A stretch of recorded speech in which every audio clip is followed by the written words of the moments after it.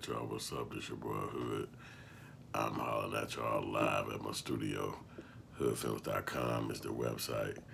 This is where I do all the work. This is where I've been doing my work for the last 10 years, producing, directing, making movies, trying to put it out there to the world. Thank you for liking, thank you for subscribing, thank you for joining my page. I appreciate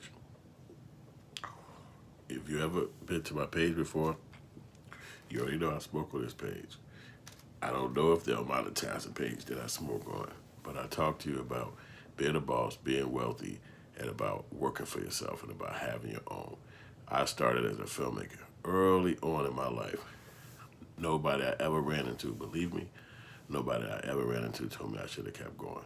They all told me to quit, stop, get the hell out of there, quit, throw in the towel, and run. But they don't know that when you go to film school, one of the first things they say to you is, who wants to be a filmmaker? And everybody say, me. And the person say, quit. It's never gonna have a job. You're never gonna succeed. You're never gonna make no money. It's gonna be hard. Nobody gonna ever give you a chance. You ain't gonna make a dime. Why do you wanna be a filmmaker? It's stupid. Just go out here and get you a fucking job and work, or get your degree and go teach, and get you take care of yourself and take care of your family. And then they say, this is not a joke, this is a fact. Your life will be crummy. So after I told you that, who still wants to be a filmmaker? 4 to 3 people will raise their hand. After that, the person will say, these are the filmmakers.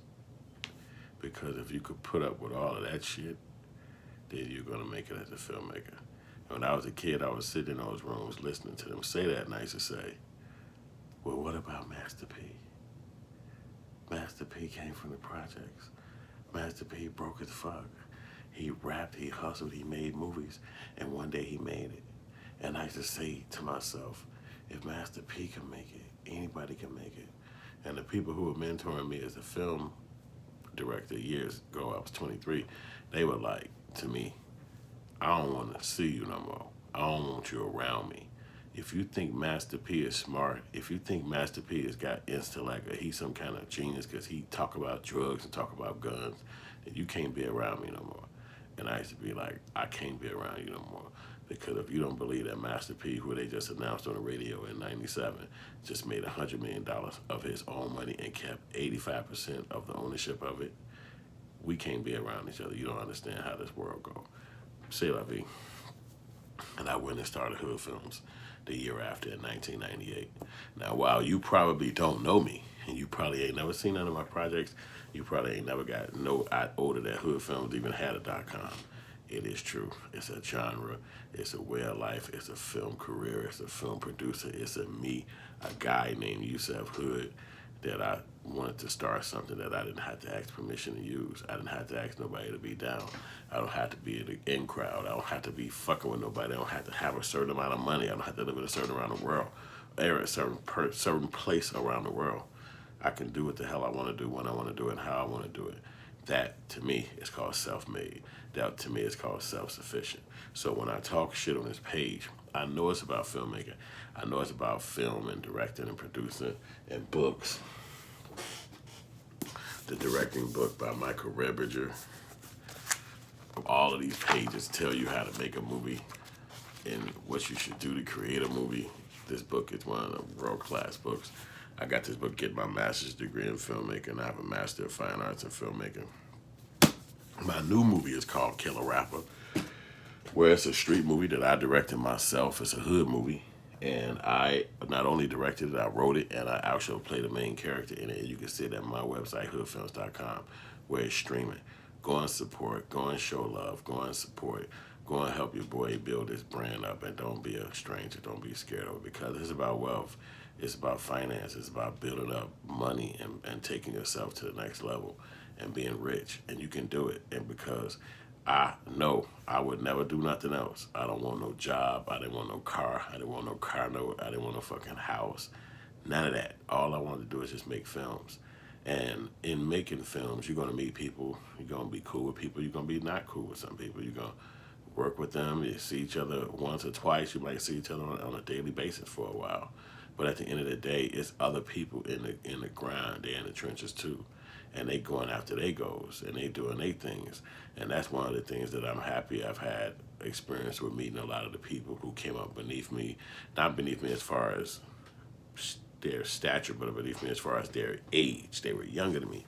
So let's not use the word beneath. Let's just say I met people who were younger than me. You know what I'm saying? And they were getting in the industry as well. And they would reach out to me and say positive words. And it would be like, well, damn, I'm hearing about you just through the grapevine. I didn't even know you knew me. And then they would be like, yo, we respect you and we appreciate you. And I remember being young out there shooting those films, and I never thought to myself that somebody was going to say, oh man, this little thing that this guy did in these streets inspired me. Because that's basically what my distribution service has been, it's been all these years. I literally has just been distributing my films and music on the streets. Hood Films. I've been distributing my movies and music on the streets of Michigan Avenue, Chicago. That's called Magnificent Mile. So you might be a tourist, you might be somebody who came to Chicago, and you see people out there selling stuff, maybe even in town you from too. But that's what I did. I sold on the streets, and a lot of times I don't like to admit it, but I was embarrassed. I felt uncomfortable. Not embarrassed that people were seeing me. Not embarrassed that I was like, oh damn, somebody might be thinking I'm not have money. The thing was, my embarrassment was that I was mad that I didn't hustle stronger when I was younger. I was mad that I sold, but I didn't sell as hard. I guess it was like that. It's like you should have pushed harder. You should have sold harder when you were younger, because I did sell on the streets. I've been selling on the streets my whole life, but it seemed like I was just dabbling. And I think I was, because I kept thinking that, okay, when you get your degree, you'll be able to parlay into some kind of system that's already around, like the Hollywood system or the that system or the this system. And even mentors would come to me and be like, just go to LA. You'll meet the people. They're all around LA. And it's like, well, I don't know nobody from up there. Who just, eventually I did go, and I just walked up to a little bunch of white guys who were standing in the crowd in front of the Biltmore Hotel downtown LA, and which led to a friendship with a guy named Paul Volpe, who was a white person who had helped me navigate when I was up there doing my internships and stuff like that and building up my contacts in Hollywood. So it did work out like that, but it took that experience for me to actually say, I can't sit up in somebody else's production company and be like, oh, okay, huh? So y'all ready to go up to the set? Okay. What?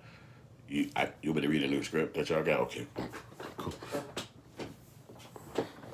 Huh? Oh, okay. Grab all this equipment and put it in the truck so we go to the new location. All right, y'all come.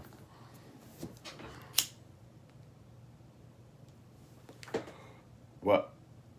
You can't smoke weed on a way to location.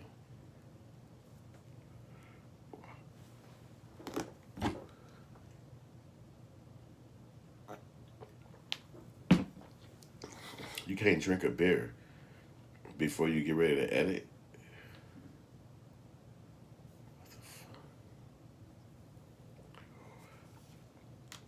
So these are rules and regulations that I just wasn't going to play with in my life, because if I choose to do those things, that's what I choose to do. When I left my parents' house, which is the most egregious and tumultuous time of my life, because my father was really weird and crazy mentally, physically abusive, emotionally abusive. So I decided that that would be the last time somebody would have control of telling me anything. And that meant no matter what it was, a job, jail, no way would I be in a situation that somebody could tell me some shit. And I'm talking about exact their will on me if I decide not to do it. So as I'm moving around through life, I'm trying not to get myself in a situation that's going to put somebody over me. And that was critical in me, critical for me.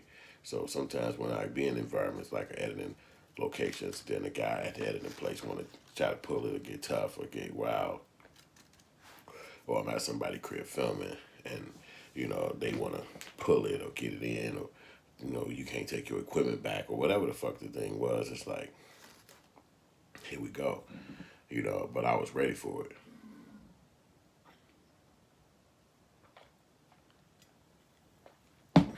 So God pushed me through those scenarios, and I got to the point where I don't have to be in those arenas no more to make money.